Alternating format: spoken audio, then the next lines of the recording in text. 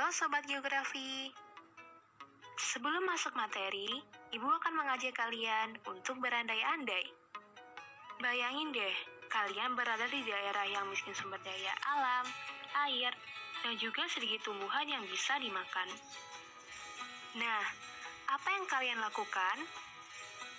Kalau kalian udah belajar geografi, pasti kalian bisa menyelesaikan masalah ini dengan bijak.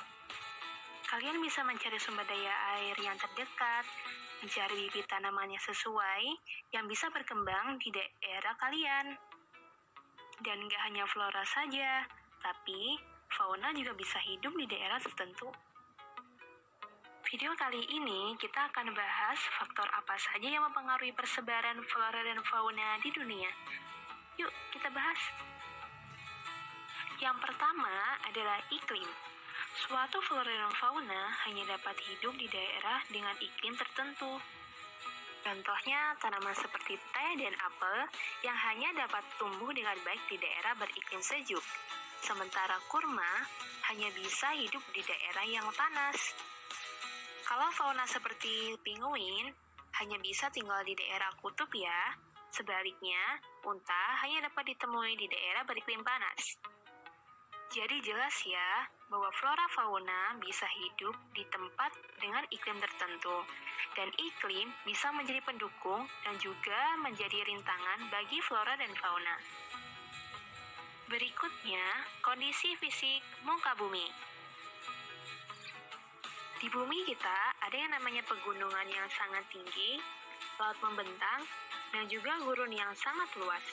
Hal tersebut sama dengan iklim, yaitu bisa menjadi pendukung, namun bisa jadi penghambat flora dan fauna tertentu.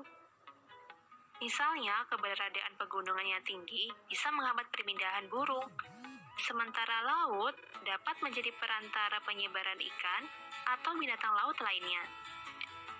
Selanjutnya, persebaran disebabkan oleh adaptasi.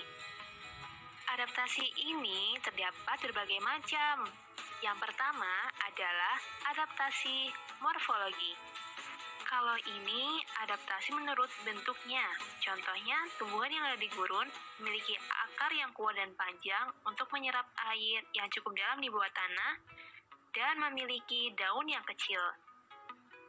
Adapun contoh fauna, yaitu elang, yang memiliki paruh yang kuat dan tajam yang berfungsi untuk mencengkeram mangsanya. Yang kedua adalah adaptasi fisiologi. Kalau yang tadi berdasarkan bentuk tubuh, kalau yang ini berdasarkan fungsi anggota tubuhnya. Misalnya, gurita memiliki kantong tinta yang berisi cairan hitam yang akan disemprotkan ketika ada musuh yang menyerang. Apabila tanaman, contohnya, putri malu yang akan menutup daunnya ketika disentuh. Tingkah laku.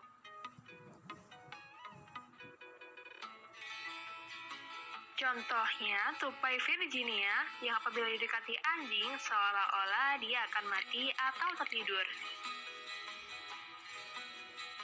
Selanjutnya adalah seleksi alam.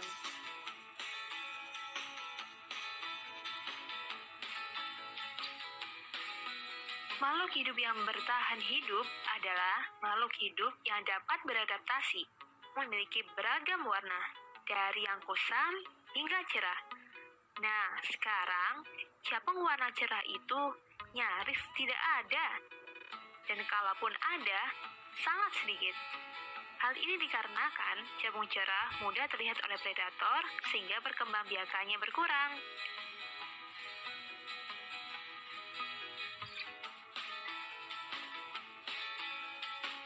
Lanjut, selanjutnya adalah faktor makanan. Jadi, makhluk hidup akan bertahan ketika keberadaan makanannya tersedia di suatu daerah. Misalnya, panda yang hanya bisa hidup di pegunungan sejuk dan dapat ditemui bambu. Dan yang terakhir, sebaran flora fauna dipengaruhi oleh persekutuan hidup. Jadi, flora dan fauna itu saling mempengaruhi satu sama lain ya. Suatu fauna akan hidup ketika ada flora tertentu, begitu pula sebaliknya. Misalnya, segala pepohonan yang ada di hutan sudah terbentuk pasangannya sendiri dengan suatu cendawan atau jamur. Jamur ini akan membantu penyerapan unsur hara di tanaman. Apabila pohon-pohon dipindahkan ke daerah lain, pohon-pohon itu tidak dapat tumbuh dengan baik.